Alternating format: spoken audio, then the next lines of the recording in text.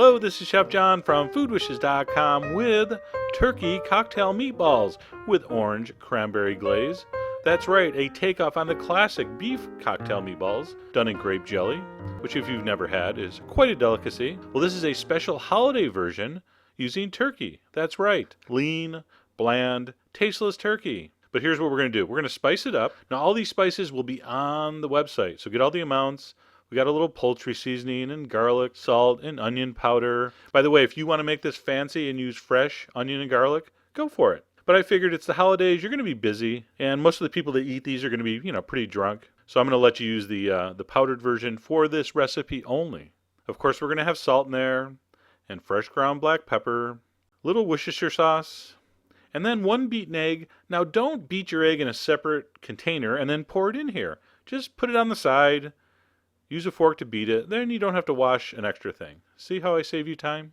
All right, a little bit of milk, and we're going to give that a mix. So what I like to mix the meat, turkey in this case, with my wet ingredients first. Then I will sprinkle over my plain breadcrumbs and mix that together. Now, this is a very soft mixture.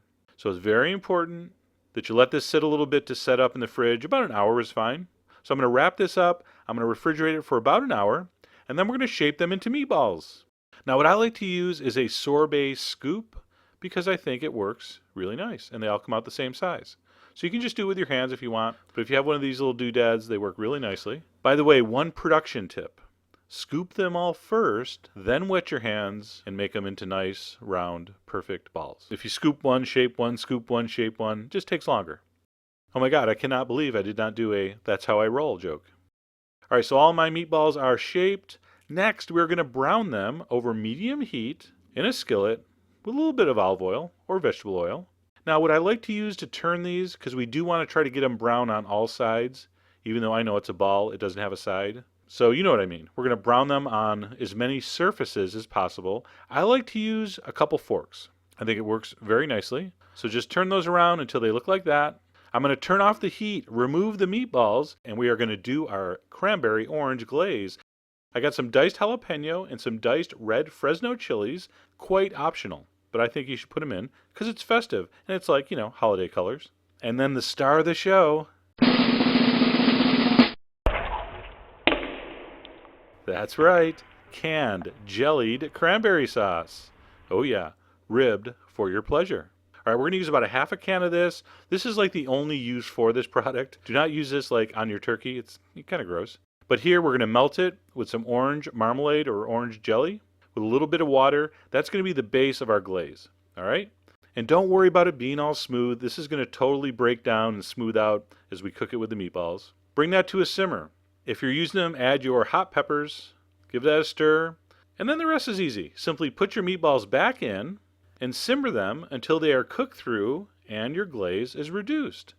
We're going to season with salt and pepper, if needed. Taste it, of course. Now you can adjust at any point here with more water. If it looks like the glaze is getting too thick and the meatballs aren't cooked yet, add a splash of water and cook it a little more. And then if you're like me and my friends, we're a bunch of savages. We just eat it right out of the pan with toothpicks. But if you want to be all, Martha Stewart, go ahead and put it in like a chafing dish or something like that.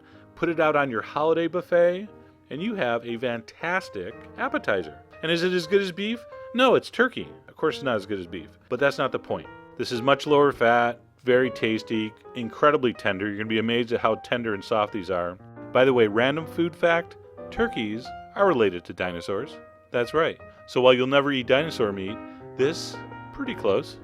Anyway, I really hope you give them a try. All the ingredients are on the site. And as always, enjoy.